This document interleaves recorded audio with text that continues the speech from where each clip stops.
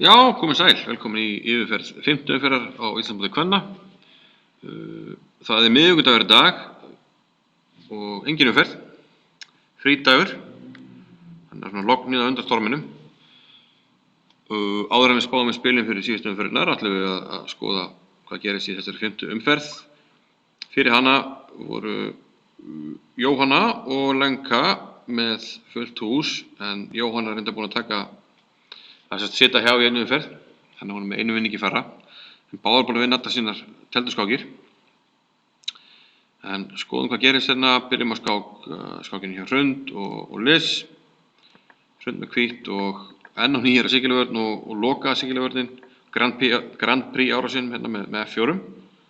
Hrund búin að tefla það núna þrisvar í mótinu. Og A6 hérna. Kannski svolítið snemma á ferðinni, en svartur vill kannski vera tilbúin ef að hvítur skiptir yfir í opna sigilvörn og þá svartur staddur í Taimanov-ábyrðinu, eða kann eftir hvað svartur vill tefla. Ég held að heiti Taimanov ef riddari fer ekki strax á C6. Ég sést fer á C6, en fer ekki á C6 er það kann. Allavega, Hrund heldur svo við D3 sem hún hefur telt að svipa áður í mótinu, D5, G3 og svartur tekur hérna rýmið með D4, þetta er E2. Þá spurning hvort að þessi leikur sé tímatapp eða ekki. Svartur ákveður að fara hérna á stað með B5 og þá er þetta ekki tímatapp því að hvítur getur ekki að leggja A4 núna. Þar sem svartur leikur núna hrókur B8 og er með valdapeðinu. Þannig að svartur nær svona réttlæta A6-leikinn, kóngur H1, biskup B7 og hérna leikur hvítur A3. Sem hvítur myndi helst ekkert vilja vera að leika, vera að veikja sér það sem andstæðingurinn sækir líklegast fram. Reyndar er A3 oft svona ágætis leikur til að stoppa framrásina, en ég held að hugmyndi sé hérna að hvítur vill fara í einhverju uppbyggingu H3 G4 og setja drottninguna E1. Við sjáum hann líka í næsta leik, hún leikur drottningu E1, þannig að svartur getur ekki leikir þetta B4 og þá er hugmyndi með þeir leika A3. A5, svartur fer á stað á drottningavæng H3 hjá hvítum og A4. Hefði haldið að hvítur myndi vilja fara að stað núna á kóngsæk, líka bara kannski G4, riddari G3 G5 og svo bara áfram gakk. Biskup D2, þá leikur hvíturinn á C3 og þá er spurningin vill maður vera að veikja sig á þeim væng þar sem andstæðingurinn er að sækja. Ég held að hvítur hljóta að fara að leika G4, kannski riddari G3 bara til að taka H-ferritin og leika svo G5. Fara bara í einu sókn. Því við sáum eftir hennar leik C3, opnum sér aðeins hérna það sem svartur er að sækja og þá er þetta peð svolítið til vandræða. Við sjáum það hérna, kemur okkur D8 strax, setur á peðið, B4, uppskipti. Já, af því að við getum ekki bakkað út á þessu og sterkur biskup þannig að hvítur verður að loka á hann, leikur E5 og fyrir kaupin. Svartur á tvo góða möguleika, dreif með peði og fá frípeð, kemur sterklega til greina. Listar með riddara og þá að hugsa að hún er að ná hérna svona svolítið góður árás á þetta peð. Og sáum hann næstu leikjum og þá hliður svartur svolítið á þetta peð, en hætti svo við. Og spurning af hverju, hún vantar að vera hrædd við ykkur að leppur hérna ef hún drepur, en þá er undar hægt að leika C4. Nei, það er líka drepið sem sagt, riddari D3, hrókur D3, biskup F1, hrókur C3, biskup hér. En þá var þetta skáka kannski. Kannski mátti drepa þetta. Ég hef nú ekki að skoða þetta, eða reikna þetta. Kannski er ykkur taktísku fyllirna. En ok, ef þetta fer svona, þá vinnum bara peð. Ef þetta fer svona, þá hljóta að geta skotið inn í skákinni hérna. Og allir sáttir. Við skulum fá rafmagn á tölvuna, smá klöfuskapur.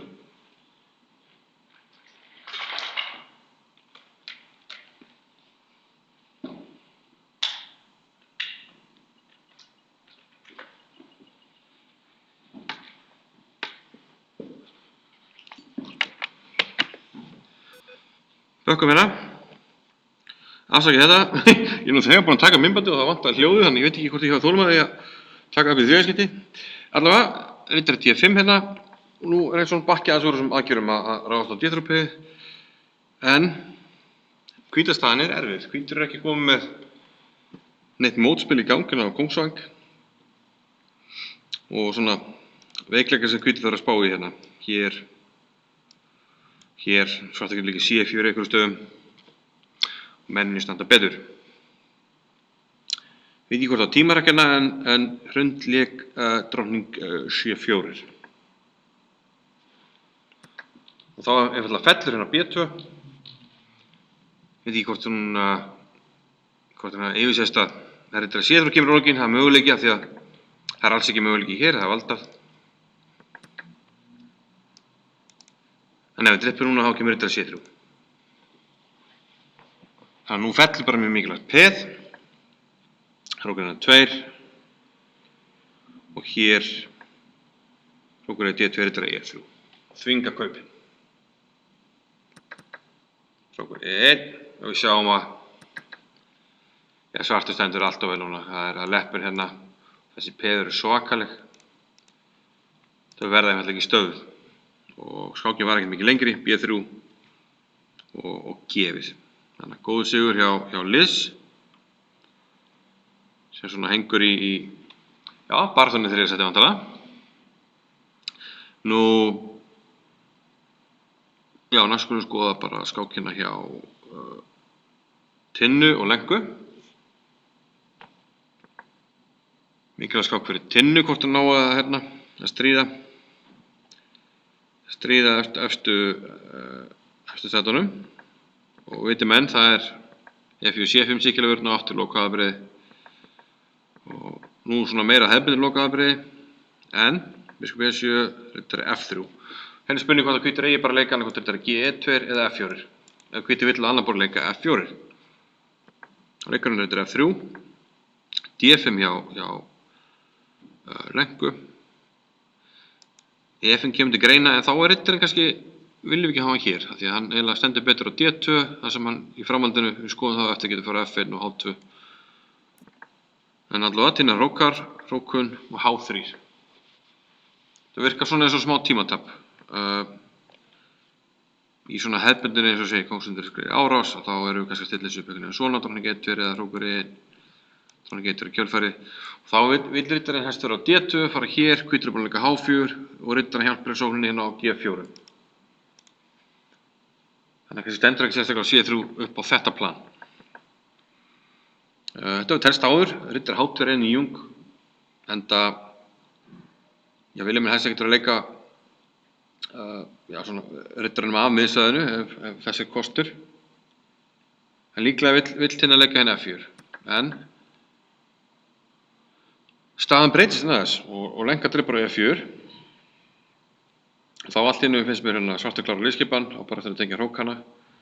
Finnst mér F4 allt í einu vera svona smá varasamar og kannski að Tinna hafi metið það eins, þá opnast þetta skálína. Þessi skálína er viðkvæm, bakstakk G-peð sem getur verið svona taktist.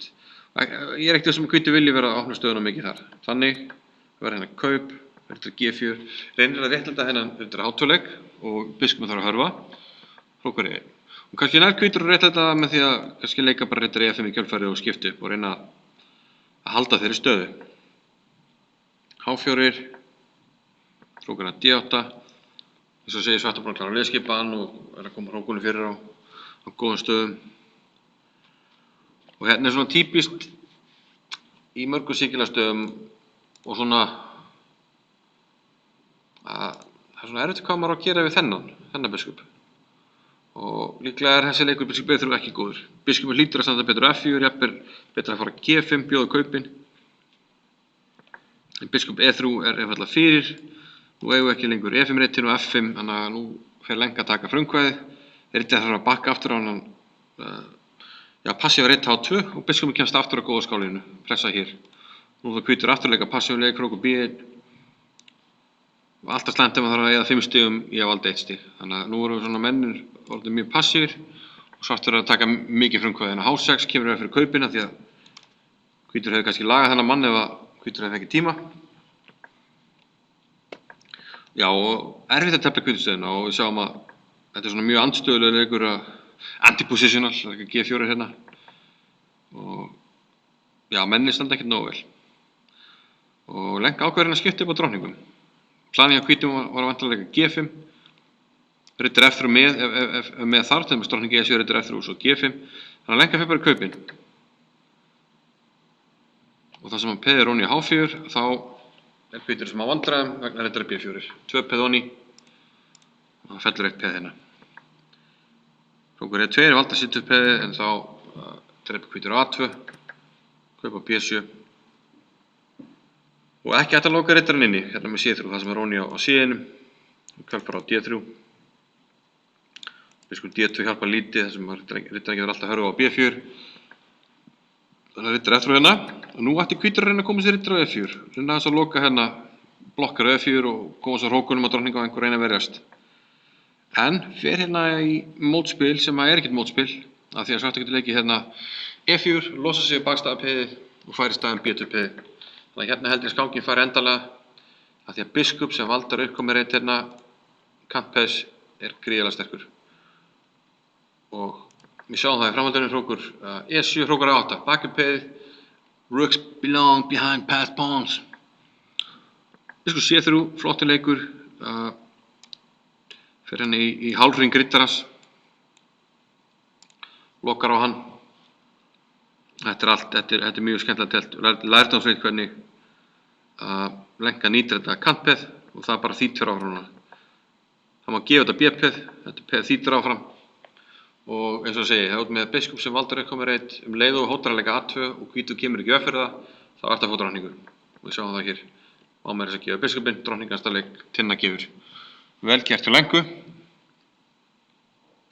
Við endum þetta skák Úlker og Jóhannu.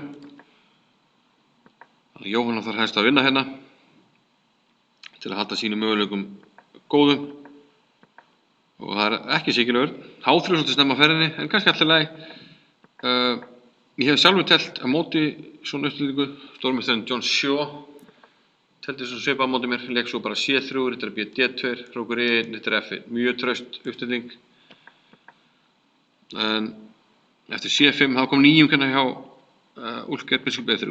Svolítið svipað hjá Tinnu, stundum það maður að geyma hennar biskup. Sko. Það er ekkert alveg ljós hvar hann á að vera. Ekkert endilega betur settur á E3. Ekkert endilega illa settur, en það þarf kannski ekki að valda þetta peð. Þetta peð er valdað, það er ekki komið leppun á rittara, það er ekki komið rittara á C6, þetta peð. Þannig að kannski bara koma mönnum út, hrókur E og eins og segi, rittarinn kannski stendur ágætlega hérna á G3 og reyna svo að sækja kannski aðeins fram á kóngsvæng. Biskup E3. Að því sögðu þá er hvítur alveg með mjög trösta stöðu, en aftur sjáum við rittar H2-leik, svipað hjá Tinnu. Það var svona mín tilfinninga, já, menn einhvern veginn, ef þið skoða stórmeistaraskákinn, þá sér maður ekki mikið af þessum tilfæslum, rittar H2 F4. Kemur fyrir en það svona virkar eitthvað aðeins losaralegt. Í lagi ef við komum rittarinn aftur í spili. Biskup F2, það er spurning hvort hvítur ætti bara að henda rittarinn aftur hérna á miðborði. Biskup F2, rittar H5, setur F4 peði, F5. Hérna ekki rittarinn F4 og drepið á F5. Hérna held ég svartur hljóta að taka á D3. Reyna að fá svolítið svona, fá sterkan hvíturritarbiskup í kjölfarið er hægt að leika C4, rittar F6. Kom reynda svipa upp í skákinni hérna, þetta er hann D2, þá drepa D3, C4. Dróning C2, ég held að dróningi standi betur á D2. Getur svona sveiflað sér hérna yfir, af því að það þarf ekki að valda þetta peð. Svartur vill síður drepa þetta peð og opna kongstöðuna, þannig að það þarf ekki að halda í þessu pöddu, það er bara dróning D2. Biskup F3, já, spurning hvort eigum að gefa hennar biskup, þetta er mjög sterkur biskup. Það er samanskapið spurning hvernig við þróum stöðuna. Kannski er hægt bara að ég byrja á því að afleppa hennar rittara, kannski stóra hann D7, ætla sér að setja svona kannski á D5 og þróa svo stöðuna. En svartur að ákvaða að drepa hennar F3, drepa á G6, rittarinn aftur á H2, verða hennar kaup og okkur í einn. Spurning hvort þú hvítir ekki fara bara í kaupin og reyna að hanga á þessu. Nú fær riddarinn sterkar reytin á D5.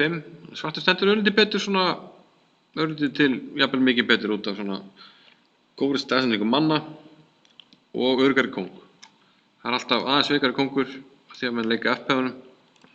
Við sjáum það framandur riddarakestina E3, biskup H6. Menn eru svona tvöföldur á E-línunni, komin ákveðin virkni hérna í svörtu mennina og nú er konar hótanir. Þetta er F3 og H2-ritin, já, hérna kemur sterkur leikur. Þetta er G4, þetta er D5 kom líka til greina. Þetta hótar biskup E3, þannig að hvítur er í vondum málum hérna. Drótning G3, drótning E3 og hérna er einfallega að koma mát, ef kongar H1, drótning F1, mát á G-num. Þannig að vel gert hjá Jóhannu, hún þurfti að hafa fyrir þessari. Var svona jafnvægi lengi vel en menninni stóðu svona aðeins virkari hjá Jóhannu. Hún er góð með frumkvæðið og sýndi það þessari skák. En já, þá eru Lenka og Jóhanna ennþá með fullt hús og í 7. umferð þá situr Lenka hjá. Þannig að það er ljóst að þótt að Jóhanna tapi í 7. umferð þá verður úrslitaskák á föstudaginn.